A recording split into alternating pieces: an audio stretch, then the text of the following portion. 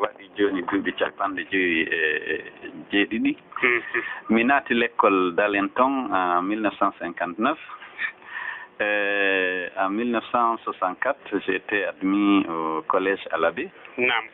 Et j'ai fait le collège là-bas, le lycée à l'abbé. Et puis j'ai eu mon premier bac on fala de français.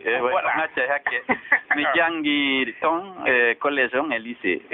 Mi heɓi brevet on labbe ton ka collège Kindel. Mi heɓi premier bac on ka lycée là. Deuxième bac on ka deuxième bac après mi heɓi deuxième bac on mi ton men ari Conakry ɗo. Men ari ka Institut Polytechnique Gamal Abdel Nasser Conakry ɗo. Polytechnique waddo Institut Poly benayno IP gang on tuma institut en octobre 71 on tigin ari ton yayi comptabilité gestion jangi don ha lanni e moƴƴini mémoire mum on waɗi soutenance on heɓi mention excellence naɓa ka fonction publique ka commerce ministère du commerce ministère commerce on e inniyame naɓimi farana inspecteur de commerce ka DRC. DRC. Donc environ 1900 combien 1976. 1976 ɗum ɗon kadi waɗi 1976 mi woni farana toon duuɓi tati en 1979 mi noddita Conakry ga décret président Sékou Touré waɗi lan directeur commercial ko inneten o Sercom hari ko menen halfina dartugol golleji e ko ɓe innayno kon ERC ji ɗi magasin ji no waɗano ka préfecture ji kañum e commerce de détail on fof noon pharmacie agrima yeetugol carburant kala ko wonno détail sabu ya e nafoya ɓe inni ɗum ɗon ko menen halfina dartangol ɓen ɗon e darano ɓe woni gollirde si tawi kono sariya on inniri no e ɓayri woni ha 1981 ɓe inni yo ɗin ɗon société sectoriel ji ɗin yo fermé hay ko ɗon mi woni directeur commercial mi arti ka banque donc mi fuɗɗori ka banque guinéenne du commerce extérieur on tuma mi yahi France waɗoygol janngolgol fi banque on mi waɗoy toon hitande ɗum ko 1984 mi yahi mi artoyi en 1985 mi fuɗɗiti ka banque centrale mi woni ɗon directeur de la comptabilité e duuɓi heewɗi directeur de la comptabilité du budget et de l'informatique ɗum ɗon ila aray 1986 à 1991 mi nooma directeur d'échange bon mi woni ɗon hitande goɗɗum ma duuɓi ɗiɗi mi woni mono waɗa directeur général ka banque centrale ton kadi on tuma mi woni ɗon duuɓi seeɗa e après mi iwi banque centrale few mi ari grand projet mi woni administrateur adjoint de grand projet donc 94 mi woni ɗon ha 96 mi naati ka gouvernement Sidia Touré mi woni ministre des transports des télécommunications et du tourisme ɓayri hitande feƴƴi ɓe itti tourisme on ɓe watti travaux publics et environnement ɓe wattan lan ɗum ɗon mais woni ɗon kadi ha e 2000 ɓe itti télécommunication on ɓe lutti ministre des transports et des travaux publics ko ɗum mi woni e mum ha 2004 2004 mi yahi ministre de la pêche lebbi seeɗa lebbi jeeɗɗi feccere après mi wi ɗon mi waɗa premier ministre mi woni ɗon ɗum ɗon ko mi nooma premier ministre ko décembre 2004 mi woni ɗon ha avril le 5 avril 2005 mi ittaka premier ministre mi yalti ka gouvernement mi yahi gaɗa mi yalti leydi ndin mi waɗoy hitande mi arti mi fuɗɗi waggol politique ko on tuma mi Alaji Ba Mamadou ari ka an en so tawi mi felliti mi suusay yawde ka parti d'opposition ara président Conté no wuuri kanko mo andi miɗo gayna e mo andi miɗo faam miɗo wawi jogade leydi miɗo wawi jogade parti si tawi tun o felliti mi suusay haray vraiment kanko o weltike ɗum par ce que duuɓi makko heewi ara mo ɗaɓɓude goɗɗo gaynowo kono hari o laƴƴi gite ha way ɓaali mo felliti mi gaynayi joni haray yomi mi accu mi ara ka parti makko mi ƴetta présidence on par ce que kanko haray joni duuɓi ɗin hewti ko o wonata ko conseiller ko ni mi ardi ka awre IFDG. Ok, haray on jarama fota Familia FM 105.3 ko président mo wodde hande kadi US Elage Sellou Dalen Diallo président UFDG sikti kon ɓe yewta min hannde si activité ji maɓɓe ɗin ko ɓe rewi ɗon ok ɓayti on jeehi gaɗa on woɗoy toon ko wi ɗon ko ɗuuɓi hitande wonno ɗon toon ko honɗum wonno ɗon wadde toon ɗum ɗon hare miɗo footi miɗo miijitade mi yahuno mi tawi jiwan on no janngude Amérique mi yahi mi woni ka makko ɗon après mi arti Afrique ga mi yiidi yeesoɓe leydi Afrique ɗo tawi mi anndindirno joganiɗo ɓe lan teddungal mi yiidi e ɓen ɗon seeɗa et puis mi yiidi e musidɓe men jooɗiɓe ka yaasi ɓen wonɓe Dakar wonɓe France woɓɓe Amérique ɓe New York ɓen d' ailleurs invité an no waɗani lan jaɓɓo e teddungal moolanangal tawi kamɓe mi itta tum ɓe moƴƴini comité de soutien à celludalen ɓe waɗani lan toon teddungal moolanangal ɓe jaɓɓi lan ɓe teddini ɓe nene sago maɓɓe mi wakkiloto ka fii ɗaɓɓugol laamu par ce que min miɗo wela ɓe ɓe tañƴini haray mi gaynayi ardagol leydi ndin tawi ɗo kamɓe haray koɓe faala ko moƴƴingol ɓe moƴƴini comité de soutien fii ko tambo fii duña fii ɗum ɗon fiya mi wakkilo fii ɗaɓɓugol laamu ngu ok Familia FM 105.3 ok ɓayti on yehi joni min diwa min yaha tigi tigi kon ɓayti on golli ka ministére fi ka tourisme miɗo faala andude réalisation ji ko watno ɗon toon kon ka réalisation ka tourisme ɓayre mi hewti mi tawi hari piiji ɗin no niɓɓiti par ce que si on tigi halfinama ministre yagal nam a ndaaray taw ko honɗum haanɗaa waɗde ko honɗum a haana waɗde ko honɗum wonma fallude toon ma ko honɗum donc ko mi fuɗɗi kon min ni bee men ɗaɓɓa ko innete schéma directeur mi yahi Madrid ka organisation internationale du tourisme min yoɓe wallan mi heɓa schéma directeur du tourisme min annda ko honɗum min haani waɗde fii yo leydi ndin heɓu polgal ka telen tourisme par ce que tourisme on ala marsude e ndeer leydi ndi donc min waddi ɗum ɗon min fotti min ɗaɓɓi expert ɓe ɓen ari contrat waɗi o yitte on acci ɗin ɗon yoɓani men ɓen ɗon golli fii on schéma directeur haa jooni no ɗon ko ɓe gaynata fayda go hare tourisme on ittama e sok e juuɗe an kono hari ko ɗum ɗon ko honno gerdete par ce que so ari tun a inni bon yomi wattu hôtel ɗo yomi wattu ɗo ko ya heɓu programme hara piiji ko gasata waɗude kon fof fii yo polgal heɓo hara no annda no eɓɓana hara wona heɓɓitagol ñande o par ce que si heɓɓitama ida halfina ko fof jeeyi ko fof kafi si a eɓɓanali a bonnayi ngaluhoy ko woodi kon kalisi ko woodi kon hara heɓali batte donc ko hani ko planification inna joni hara hikka eɗen hani wadde ɗum ɗo ko arata waɗen ɗum ɗo fiyen heɓu ɗum ɗo harat fof no anda donc schéma directeur on ka ministére du tourisme on ɗon no ɗon ara ɗo no yiide ɗum ɗon haray ko tawa e golle ko min mi eɓɓore am fewndo mi wonno ɗon par ce que min ɗo mi ala fuɗɗade golle ɗo hara programme heɓaki ande ko hani wadde ɓayri leyɗe goo ɓe heeɓi polgal mum ɓe ndaara wata on tigin mawnintino inna ndaarata ko honno ɓeya ɗi polgal ɓayro haray heɓɓitagol ñande o si a falji bonnay jawle ɗen ɗuuɗa yeru ko heɓuɗa kon si a ukki e ko polgal heɓaki haray a tampini leydi ka ndaara ko honno ɓeya ɗi ndaara ko honno an kadi gasata gerdude hay saji en considération no leydi ma ndi wayi noon no yimɓe ɓen wayi noon e ko marɗa kon kono be eɓɓana inna e nde arata kon ɗum waɗani ko ari toyta kon ɗum waɗaymi ha eɓɓana fof ko hanɗa wadde kon ok awa ok FM 105.3 hannde komin mari ɗo ka invité ko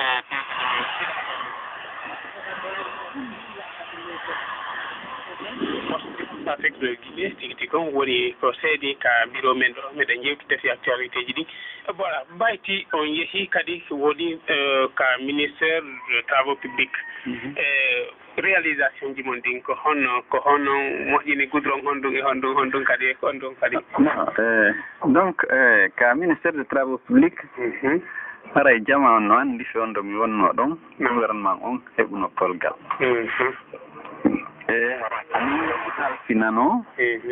ɗaɓɓugol ko honɗum haani wadde ko honɗum waɗate priorité on way leydi ndin sinon tampi sifa lagine haraymo be no sikkude haraymo be no heñi yo piiji ɗin moƴƴu kono be on tigi waɗa priorité ko honto e honto donc hay siɗa yewtude portoɓe walla ɓema heɓa kalisi on ko a innay ko ɗum ɗo mi falti fuɗɗorde après si ɗum ɗo lannimi hikka ɗum ɗo ɓayra wawata wadde fo nde wote non fof gasdata fof gasidata donc fewndo mi wonno toon mi wallitino projet ji buyi Allah okki kutu batte heɗi laawol ngol seredu zere kore lola seredu zere kore lola tawi yittugol bac on kadi janino tawa bon on timin gayniti on projet ɗon ari mi fuɗɗa fii mum no fuɗɗa ari siwa seeɗa on tigi walliti ɗon haan projet on lanniri no moƴƴini laawol moƴƴol heɓi bac on itta pon waɗa jaani laawol ngol iwgol coursa yaha kankan ɗon anndi ka ɓe innata yirkiɗ ɗon kadi hari bac no ɗon bon ngon projet ɗon kadi le 28 septembre 1998 ngon ɗon min waɗi lancement de travaux on kanko président Lansana Conté o yahi min waɗi lancement travaux on ɗon projet kadi alhamdoulillahi rabbil alamina o la okki kutu o lanni ado ko happano kon par ce que haray meɗen wattani yeli ka ministére meɗen wakkili fiwata fof bloku projet on ɗum ɗon lanni lebbi jeego ado délai contractuel on laawol ngol hetti pon on moƴƴina vraiment fo tawde lanni en 2000 mi waɗi inauguration Conakry ɗo noon Conakry ɗo no ɗuuɗi Conakry ɗo la laawi buyi waɗama d' abord ko ɓurɗo projet ɓurɗo sembude on ɗo ko autoroute on autorité on ugol saare ara aéroport avec échangeur e poñji ɗin hiɗa andi poñji buyi harno toon ko kanisi buyi d' abord rendugol kalsiji ɗin sattirno men moƴƴa par ce que jonnoɓe kalsi goo inno on projet no satti donc kono initie on projet donc non ko min initie mi yangi men ha mi yahi min voyage laabi buyi min waɗi conférence ji bayer ɗo fon buyi mi waɗi conférence go Paris en 98 min waɗi conférence ɗo 99 o Koyet min waɗi conférence go Conakry ɗo conférence ji ɗiɗi tawi mbuɗɗi no ɗuuɗi golleji ɗin a yii hari wela fi golleji ɗin ko golleji ñaam c'est surtout ɗi poñji échangeur ji ɗin ha joni no heddi lo arana on mo moƴƴinaka taw échangeur on ka 8 novembre ɗa e laawol ngol iwa 8 novembre ɗon naato e gasaare kono ɗiɗa fof alhamdoulillahi rabbil alamina tawi lanni joni hannde ka woni ɗo ko laawol no heddi kadi laawol serewal no eɓɓano iwrugol carrière ɗa yaltiroya ya hettoyan la T1 laawol ɗum ɗon meɗen waɗuno ka nder projet kono on ngol laawol ɗon ko kañum e lo en on iwgol échangeur on 8 novembre ya kasare ko kañum wondi nokku e moƴƴingol gare voiture molnaɗo timbaya par ce que laawol ngol ñaamay gare voiture Madina on mi inni joni o gare voiture Conakry jano waɗa simbaya ɗum ɗon kadi no ka projet ton kono joni honto on gare voiture woni passé gare voiture on no wonɗen so on tigi hewti yimbayaɗa ɗen kadi forgol ɗon no ɗon place makko on mi wayruno joni mi anda ko ari place makko on identifié ma ko banque africaine de développement on finance on gare voiture awa ɓayti on woni ɗon arta kadi fahimman fi ɓay on woni premier ministre way mbiɗo faala joni kadi ko honɗum waɗɗon toon Conakry ɗo noon goylannaali Anko 5 Symphonia Anko 5 yahgol Symphonia autoroute on ɗon kadi ko fonde men woni yugol kadi Lambanji arda Symphonia e yugol kadi matto to yahada bompa ha joni ɗum ɗon lannal ɗum ɗon kadi ko fewndo an étude ji ɗin waɗa kalsiji ɗin fof ɗaɓɓa ko wata toon hari projet ji ɗin ɗumannike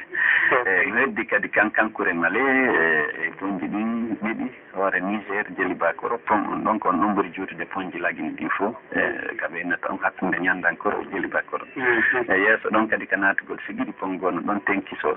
e yuggol noon kankan on yaha Koura Malé ɗum ko 217 kilométre ɗum ɗon kadi goudron on waɗa melta ha yoni e ɗon ɗen aray ɗon kadi no tawa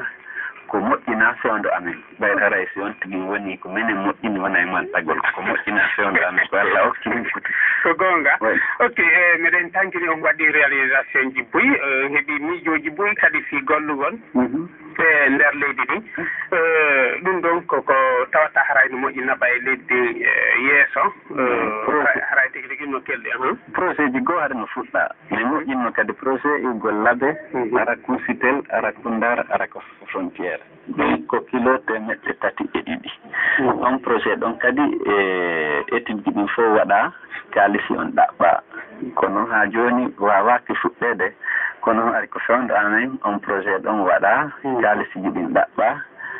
hoji haray si fuɗɗaki ha joni ko fi probléme ji goo wona si kalisi on heɓaki ma si tawi hari projet on waɗaka min waɗi kadi étude goo igol laabe ara Tugue ara Dinguiray ara Sigiri donc kadi ko 401 kilométre ɗin ɗon kadi étude de faisabilité on waɗama projet goo kadi no waɗi laabe Mali Kidougou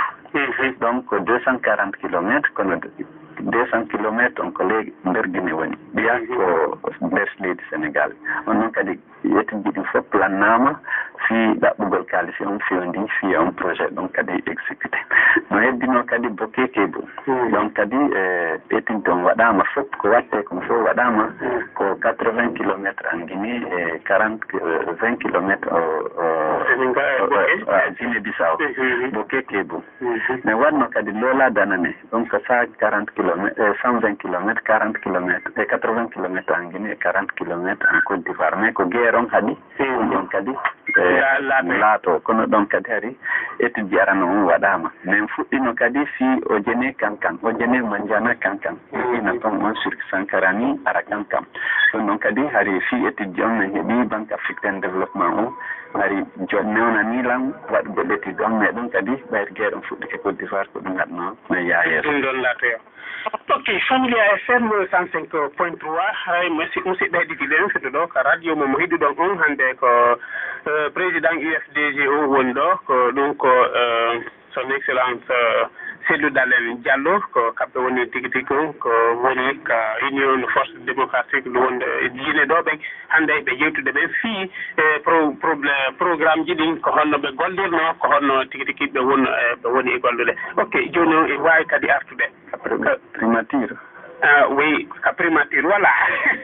hari falama oui hari on jaani ka primature bon ko hari lendin hari déjà no satti parce que kalisiji ɗin hari yani lendin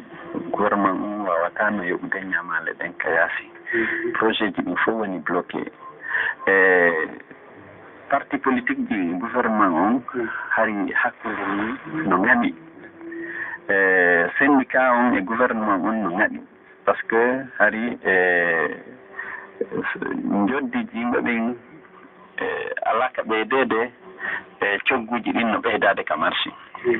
donc ɓayre mi woni premier ministre komi fuɗɗi ko immugol joni acce yewten leydi ko kafandi mi noddi parti politique ɗin fof ka primature hari ko ɗum ɗon ko min fuɗɗi ɗum premier ministre e parti ji ɗin fof aro hannoy fof hari ka ministre de l' administration territoire mais yewti min ni ɓe hino situation o crise on no ɗo ndi leydi en kafundi joni ɗen haani yewtude daren kon ɗum gaseten wadde fi yo jama on hoyan ɗum seeɗa par ce que fof mum ko jama on mais yewti ɗon ha min fuɗɗi yewtere nden yewti ɗon ha tawi élection communal on no fewndi mais yewti ɗon ha min famodiri yoɓe jaɓu parti ji ɗi fof yo jaɓu tawede ka élection communal par ce que hari waɗi duuɓi parti ji goo boycota élection ko waɗa o ila ka aɗo référendum on 2000 en ma ka élection communal ji 2000 puis hari parti ji inni boycota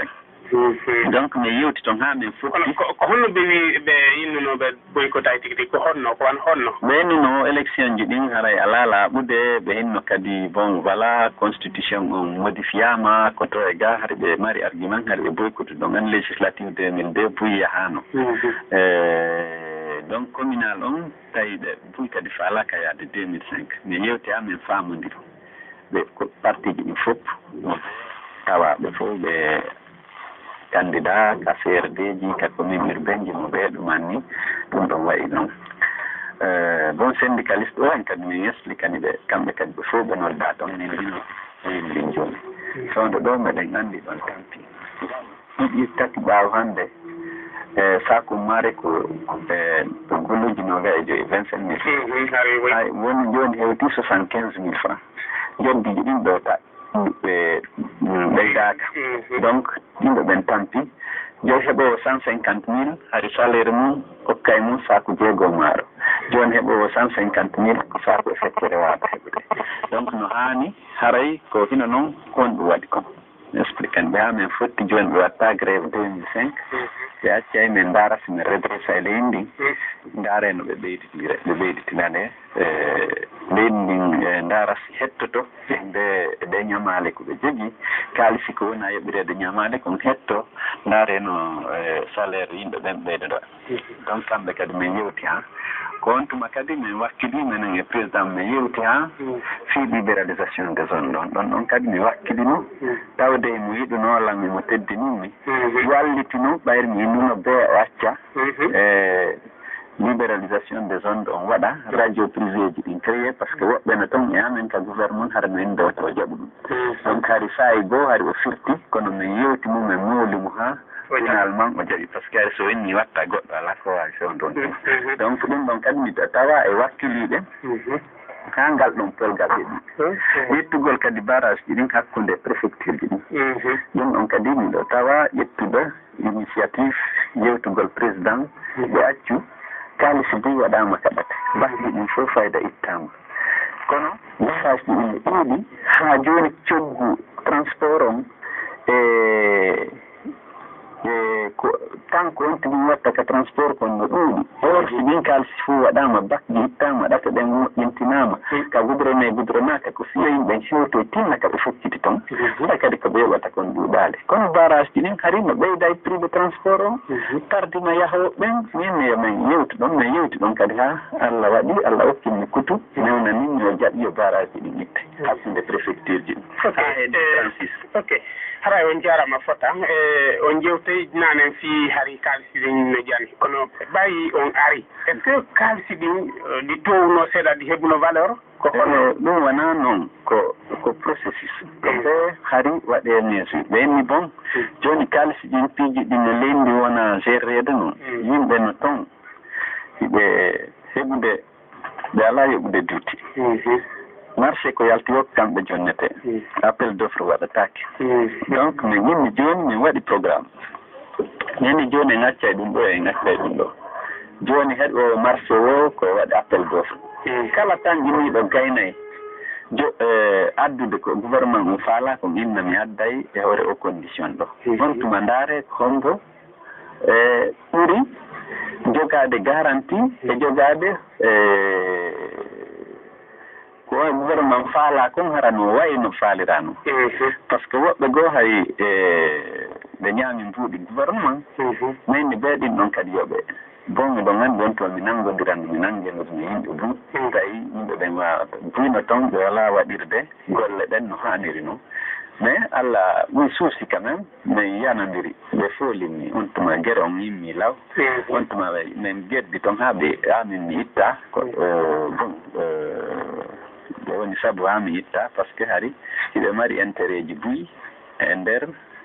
no wonano gerde noon sago maɓɓe wona e ɗum ɗon accu or si ɗum ɗon acci fannama ɗum ɗon accali jama on wawata heɓude tono ko ngaluji leydi ndin par ce que haray ko seeɗaɓe woni heɓude tonu o mum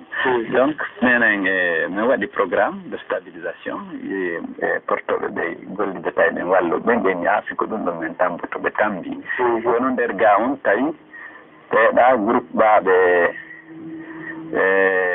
yanneteɓe e mumɓen tawi ɓen ɗon no dolni no ɓurini ko ɗum ne gerri toon ha mi yitta kamɓe ɓe ɗum way pullo wi woma ko welɗo neɓata hoore ñiiri par ce que no gastan mo kala no faala ok Familia FM 105.3 joni noon fiwde ɗo hidon e nder on engagé ke e nder politique won tigi tigi ko fi arda ko leydi ndin leydi men ndin lagine ɗo haray est ce que ɗon wawi men yewtude fiwde ɗo fi programme ji mon ɗin fiwde ɗo ko wawata haray naɓude leydi ndin yeeso leydi ndin tawo ko nde ɓuuri ha toon jiminde ko leydi ndi woni leydi saria won leydi saria leydi gonga hara si saria on waɗama koye fof wono ɓaawa saria on mo bonni saria anda o bonni saria ko on tigi noon tigi wayi wo ko mari kalisi wo ko hiɓɓondiri e laamiɓe ɓen wo yo sari am wondu jama am fof fota e sari hara hay e gooto yaata soodita goonga mum e sari am hara no woodi ka on tigi doga si tooñaama si jattaama no woodi ka on tigi doga heɓa ko fittana ɗum gonɗi hara sari am no woodi justice kelɗiɗo no woodi justice wonduɗo e goonga wonduɗo e yurmede jama on anduɓe golle mum hara jama on fof no fota hara mo mbaawi mo ɓe yo yahu doga hara ko ɓurɗo feere o jogii goonga donc sikki saria ala fewndo ɗo saria ala no loyi par ce que corruption no woodi siɗa ngeenaariji no woodi sa yahi a yoɓii hiɗa waawi heɓde goonga tawi kadi a waalike kama wona anndu assurer sécurité ma ɗum ɗon ko golle gouvernement sa yahi ka police wattu yiɗi e ma harana yayo ɓeyna ɓe ala sansi ɓe ala ɗum ɗo hay si goɗɗo agressif man warde kama a yahay wulla e maɓɓe ɓeyna kamɓe ɓe ala sansi ɓe ala ɗum sari on no waɗi ɓe no fawiɓe no faliɓe e dande yahugol wallitama si ka justice ji kadi yimɓe ɓen buyi ko si tawi hiɗa mari ko yoɓa si hetta gonga ma ɗum ɗo en wawata ɗaynodirde leydi ndin ko kafandi ɓeyden leydi ndi woni leydi sara ko jeyɗa ɗum hara ko an jeyi goɗɗo wawatama jettude si tawi on tigi faalamama jettude hara no woodi ka yaha hetta koma ngel ma ke lakkere ma nden hara ko an jeyi ɗum tigi bon gera heɓa lamɓe faamuɓe ka gouvernement annduɓe no gasete gerdede piiji ɗin fof haray no woodi no gerde wona mo bee wawata wonde ministre ma wawata wonde ɗum ɗo jonna ɗo gaynayi ɗum ɗon koye ɓe ɗaɓɓe yimɓe faamuɓe halfine ko leydi ndi fof kasi kom hara ko kamɓe si ɓe halfinama hara no annda hiɓe mari hakkil maɓɓe no yaaji hiɓe yangoda téléma ɗon hiɓe andi no hani gerdude et puis hara contrôle no woodi si tawi on tigi bonni vraiment saria on rewa no piiji ɗin fof haaniri naɓirde noon hara no winda no anda miɗo tangiɗi fiwde ɗo contrôle ji inspection ji ɓuri no woodi nder leydi ndin ka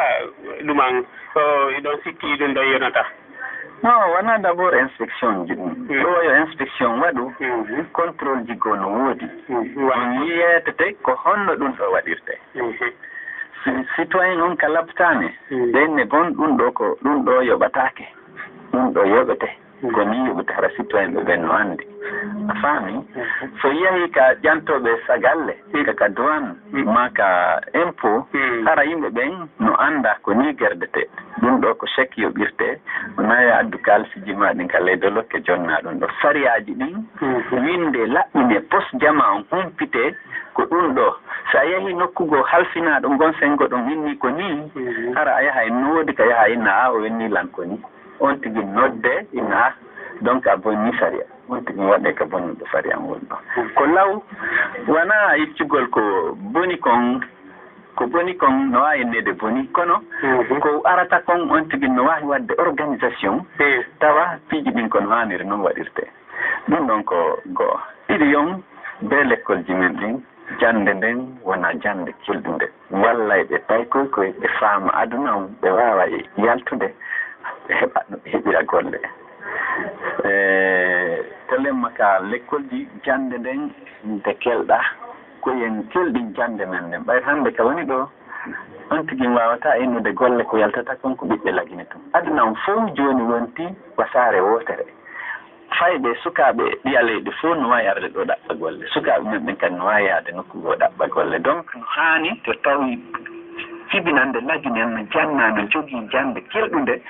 no wawi ka yahi wo hara si folondirama he fiyeɓugol golle hara ɓe foolaka ɗum ɗon be fuɗɗite ndaaren ɗum ɗon woni rasoɓe no jande nde woni rasoɓe hara yimɓe ɓen si ɓe iwi ka l'école vraiment si ɓe halfinama golle hara ɓe gayna kono fewndo systéme éducatif ko hewtiɗo e lemde no woodi systéme e lemde ɗum ko ɗuman doctorat master wona toon fuɗɗi wona ko boyi piiji ɗin ka enseignement de base daw et puis ngalday si tawi français on wona langue officielle on langue d'enseignement hara ko ngal woni langue officielle on koye ɗum yimɓe ko jannete koye ɗum gollirte ko administration o ko entreprise o yimɓe ɓe janne français on hara ɓe faama ɓe wawa windude no feewiri ɓe wowdira no feewi on faami ɓayro haray ko ɓeynata comporte ko langue de travail dans les entreprises dans l'administration ko langue d'enseignement ko langue officielle du pays ko yimɓe janne no ɓe wawirta windirde no ɓe wawirta faamude français ɓay koye ɗum ɓe golloyta kaka entreprise ɓe yahi o kaka administration o kaka jannugol o kadi o hara be ɓentinin ɗumanno et puis no haani dartude jande nden ko haana jannede kon ndaara hara yimɓe men ɓen sukaaɓe men ɓen kadi hara si yiidi e ɓeya sukaaɓe ɗe a leyɗe hay fus hara ɓe hulaaɓe ana hara ɓen ɓuraaɓe e faamude piiji ɗum gandal ok jooni noon si tawi ɗum ɗo woni priorité mum gogo fi saria on taɓitugol ka leydi sécurité on taɓita ka leydi kañumma affaire gandal ngal haray est ce que haray lajjine waaway gollande hoore mum wurana hoore mum kadi non infrastructure no heddi infrastructure ɗum wona honɗum waɗe wona courant ndiyan e ɗatte kelduɗe ɗum faami courant ndiyan e ɗatte kelduɗe ɗum ɗon no haani gollude courant o laggini no min mi inni minen ka FDC men inni laggini no waawi jonnude ɗe leyɗe takkoɗo fof courant oui par ce que ɓe kiɓe mari e canɗi ka barage ji haqiqaji wawa darnede ɗum andi on nani ɗum on jangi ɗum ka l'école fe ɗon ɗon toon concours tun ɗum haalay si so a piti kaleta amaria ɗum ɗon fof presque ko 1500 mégawattheure aray no waawi laggine wawata hutorde ɗum fof si ɗin baraji moƴƴinama ndeya leyɗe ɗon wawi arde quand même sooda courant naɓanen on faami hara usine ji ɗi golla e ɗo usine ji boyi darato ɗo baraji ɗi waɗe ɗo produise en ɗo yeeyen courant on no wonɓe yeeyirde bauxite on par ce que réseau de transport on no moƴƴinede e nder CDA o hara wawete ɗumannade kono leyɗe ɗen takko ɗo fof jogaki potentiel ko jogui ɗen fi moƴƴingol courant fi produisegol courant donc si leydi ndin feewi gouvernement yimɓe gaynoɓe faamuɓe jooɗike hoolaɓe confiance on heɓike ɗum heɓugol kalisi moƴƴingol garage ji ɗin sattata kono hara ko yimɓe faamuɓe ko honno piiji ɗin haani girdude ko honno kaalisi ɗaɓɓirte hannde ko honɗum ɗi woni ɗaɓɓude ko ɗi woni ɗaɓɓude ko confiance sécurité on hoolaare yimɓe ɓen woni ardike leydi yimɓe hoolaaɓe gasooɓe